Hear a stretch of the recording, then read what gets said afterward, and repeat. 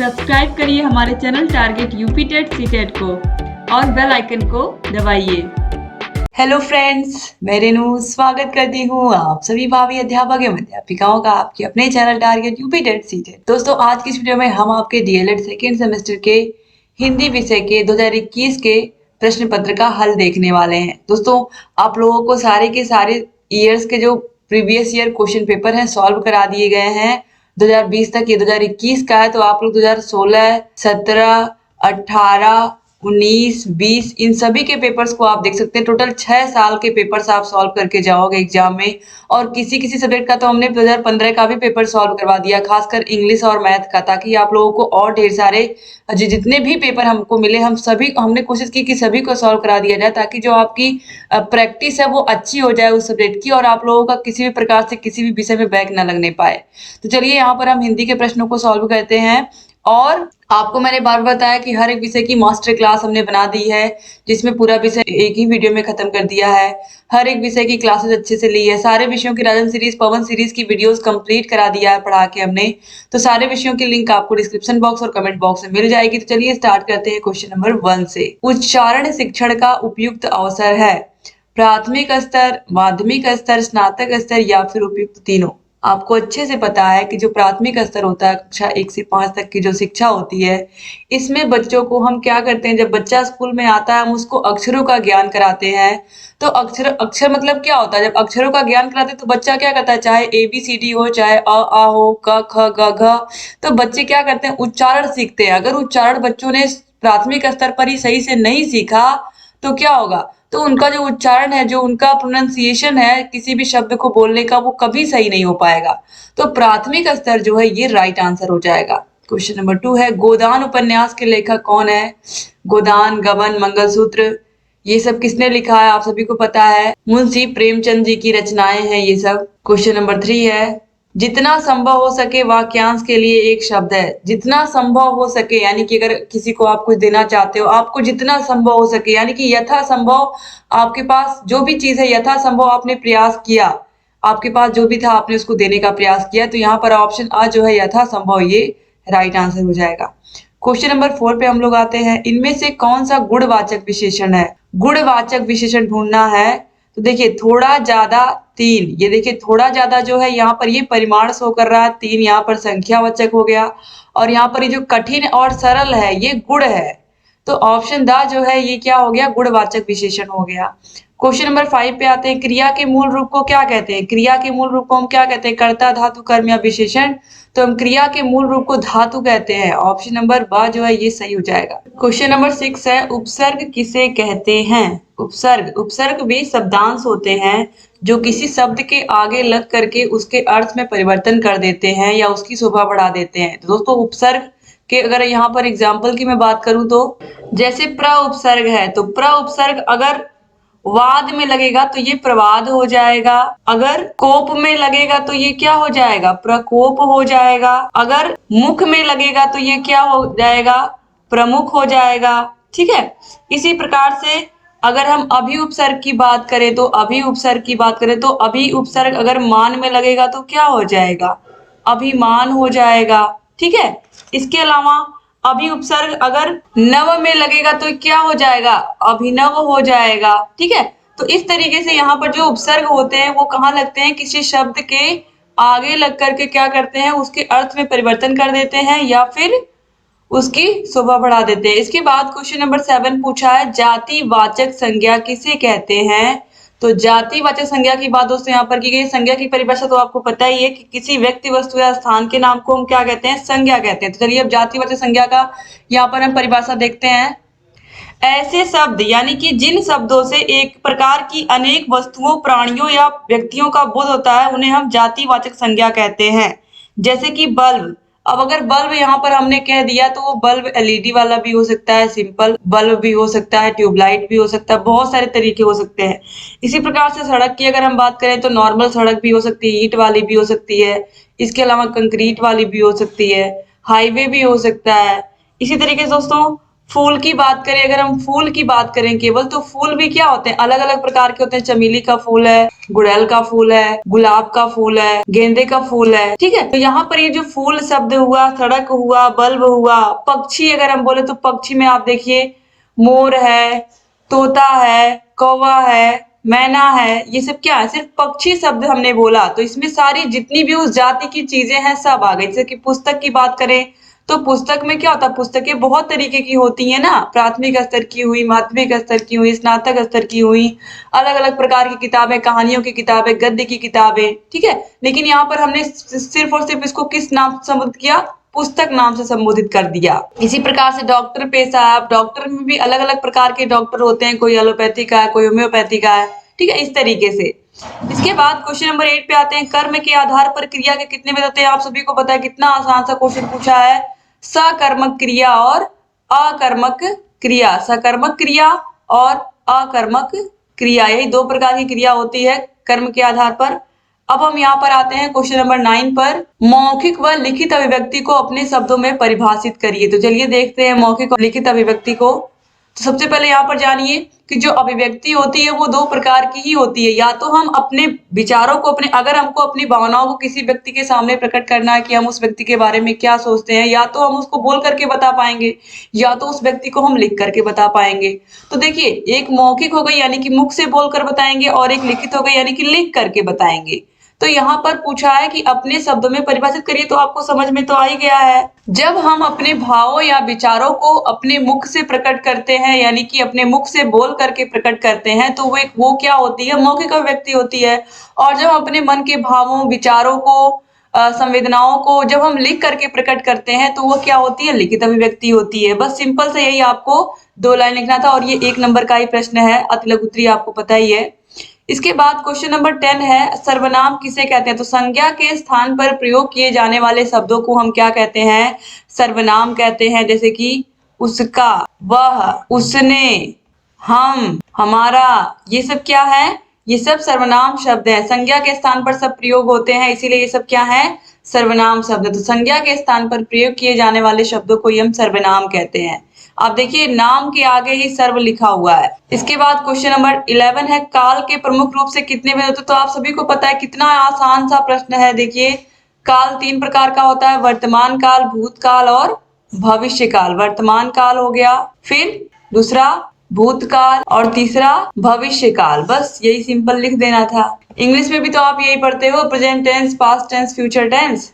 इसके बाद question number 12 पे आते हैं, कहानी शिक्षण की उपयोगिता पर प्रकाश डालिए।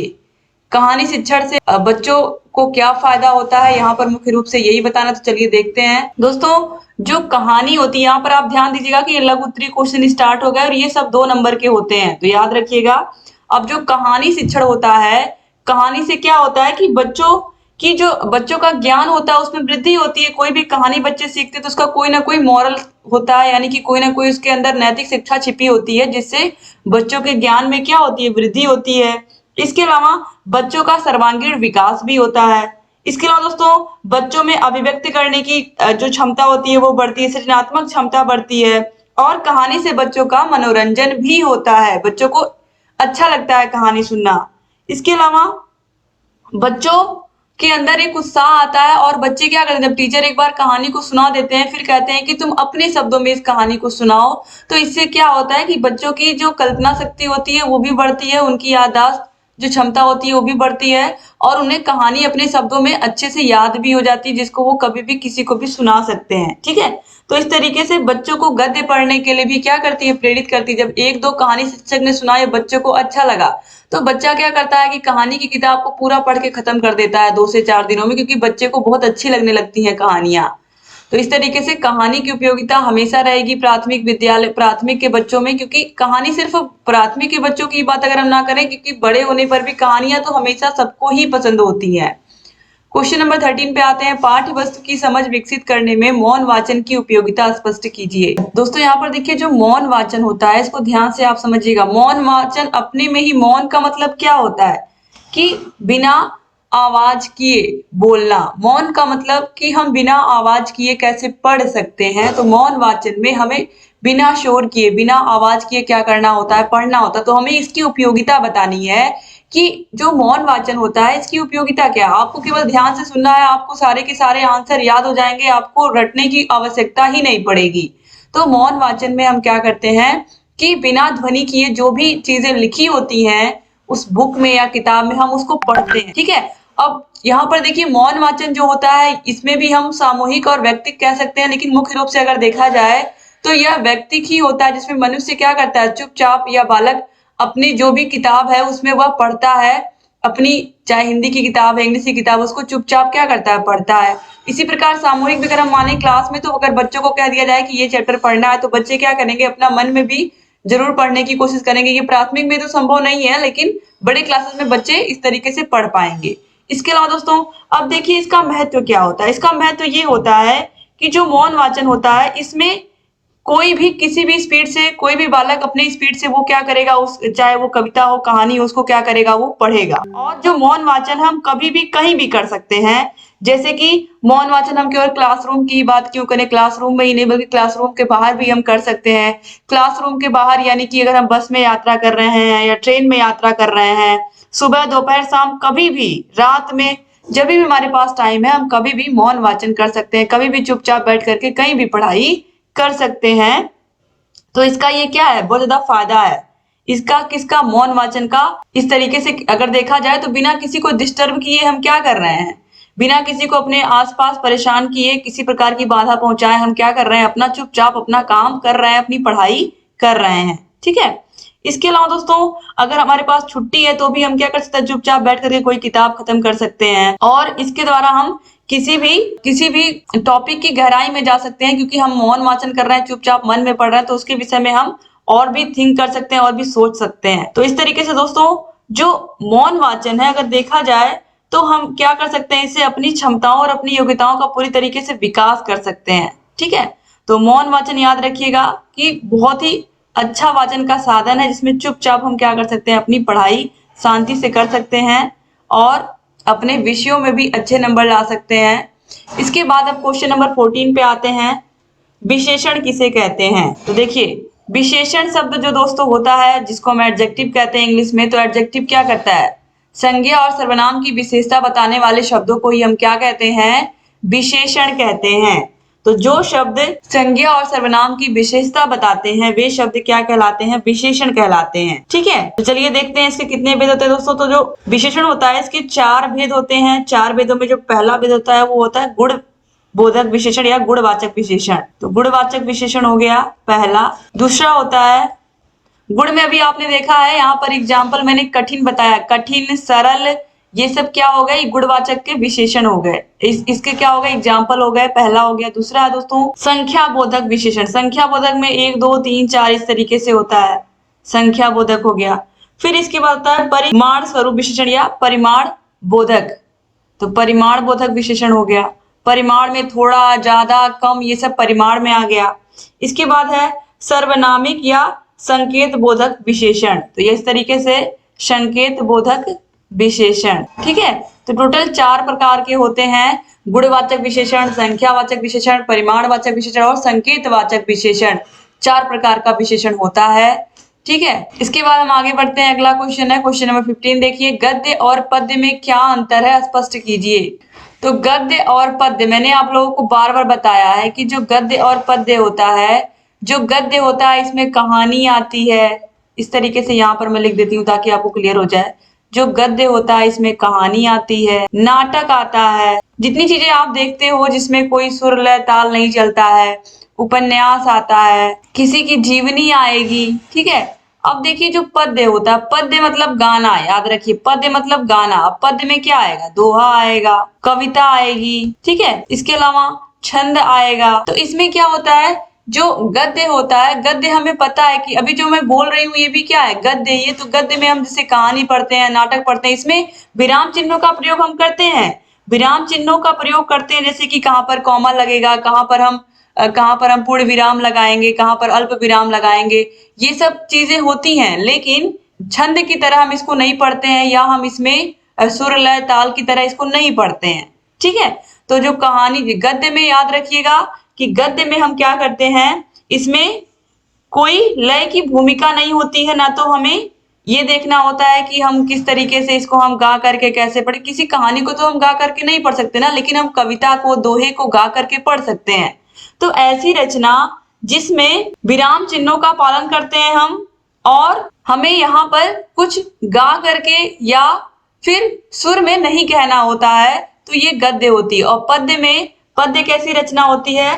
पद्य जो होती है ये छंदबद्ध रचना होती है और छंद युक्त होती है, क्योंकि इसमें हमें उसको क्या करना होता है, सुर में, लय में, ताल में गाना होता है, चाहे दोहा हो चाहे कविता हो। ठीक है, तो इस तरीके से जो पद्य होता है इसमें गति एवं लय की भूमिका होती है, याद रखिएगा। गति और लय, सुर अच्छा चलना चाहिए, तभी दोहा और कविता अच्छी लगेगी शिक्षक के मुख से। तो इस तरीके से आपको क्लियर हो गया होगा। अब हम आते हैं क्वेश्चन नंबर 16 पर। उपसर्ग तथा प्रत्यय में अंतर बताना है हमें। तो उपसर्ग का मतलब क्या होता है? आगे मैंने आप लोगों को जब पवन सीरीज पूरी पढ़ाई है तो उसमें बार बार कहा, उपसर्ग का मतलब आगे, और प्रत्यय का मतलब पीछे। उपसर्ग आगे, प्रत्यय पीछे। उपसर्ग वे शब्दांश होते हैं जो किसी शब्द के आगे जुड़ करके उसके अर्थ में परिवर्तन कर देते हैं, और प्रत्यय वे शब्दांश होते हैं जो किसी शब्द के पीछे लग करके उसके अर्थ में परिवर्तन कर देते हैं। अब उपसर्ग का यहाँ पर हम एग्जाम्पल देख लेते हैं, जैसे कि आ उपसर्ग है। ठीक है, अब ये आ उपसर्ग अगर ये जन्म के पहले लगेगा तो ये क्या हो जाएगा? आजन्म बना दिया इसने इस शब्द को। इसी प्रकार से अगर ये गमन में जुड़ गया तो ये क्या बना देगा? आगमन बना देगा। ठीक है, तो ये आ उपसर्ग हो गया। इसी प्रकार से मैंने अभी आप लोगों को अभी उपसर्ग बताया था, प्र उपसर्ग बताया था इसी वीडियो में। अब देखिए प्रत्यय पे आते हैं। प्रत्यय वे शब्दांश होते हैं जो किसी शब्द के पीछे लग करके उसके अर्थ में परिवर्तन कर देते हैं। अब जैसे ता प्रत्यय है, ता प्रत्यय अगर मित्र में लग गया पीछे, मित्र में इसको मित्रता बना दिया। अगर धन शब्द है इसमें वान प्रत्यय लग गया तो ये धनवान बन गया। ठीक है, इस तरीके से ये पीछे जुड़ रहा है। तो यहाँ पर आपको समझ में आ गया होगा कि उपसर्ग और प्रत्यय में क्या अंतर है। यहाँ पर सिंपली आपको दोनों की परिभाषा लिखनी थी और फिर क्या करना था, दोनों का कुछ एग्जाम्पल प्रस्तुत कर देना था। तो इस तरीके से यहाँ पर ये कंप्लीट हो गया। क्वेश्चन नंबर 17 पे आते हैं कि औपचारिक पत्र किसे कहते हैं? किसी दो औपचारिक पत्रों के नाम लिखिए। औपचारिक पत्र दोस्तों वे पत्र होते हैं जिसमें जो लिखने वाला होता है उसका किसी भी प्रकार से, जिस व्यक्ति को वह पत्र लिख रहा है, ना तो पारिवारिक संबंध होता है उससे और ना तो व्यक्तिगत संबंध होता है। यानी कि ये ऐसे संबंध होते हैं जो ना तो व्यक्तिगत होते हैं ना ही पारिवारिक होते हैं। ना तो हम औपचारिक पत्रों को याद रखिएगा कि हमारा व्यक्तिगत और पारिवारिक संबंध नहीं होता है जिन व्यक्तियों से, उन्हीं को हम औपचारिक पत्र लिखते हैं। तो औपचारिक पत्र की परिभाषा आपको समझ में आ गई कि औपचारिक पत्र ऐसे लोगों को लिखा जाता है जिनसे लिखने वाले का कोई व्यक्तिगत या पारिवारिक संबंध नहीं होता है। ठीक है, जैसे कि विद्यालय में हम बचपन से क्या करते आए हैं, लेटर लिखते आए हैं, छुट्टी वाला एप्लीकेशन। तो विद्यालय के प्रधानाचार्य को लिखा पत्र, ये औपचारिक पत्र हो गया। दूसरा दोस्तों, अधिकारियों को लिखा गया पत्र। आपके मोहल्ले में कोई समस्या किसी प्रकार की, आपको चाहे बिजली की समस्या हो, पानी की समस्या हो, तो आप क्या कर सकते हो, किसी उच्च अधिकारी को लेटर लिखोगे तो वो भी औपचारिक ही होगा। ठीक है, इसके बाद देखिए समाचार पत्र के संपादक को अगर आप लेटर लिख रहे हो तो ये भी औपचारिक ही होगा। किसी विक्रेता या व्यापारी के खिलाफ आप कोई शिकायत कर रहे हो या उसको ही पत्र लिख रहे हो तो ये भी औपचारिक ही होगा। और नौकरी के लिए जब आप आवेदन करते हो तो वो भी क्या होता है, औपचारिक पत्र ही होता है। तो इस तरीके से आपको ढेर सारे एग्जाम्पल मैंने दे दिए। अब इसके बाद हम आगे आते हैं क्वेश्चन नंबर 18 पर। भाषा के विकास में स्वतंत्र अभिव्यक्ति किस प्रकार सहायक है, स्पष्ट करिए।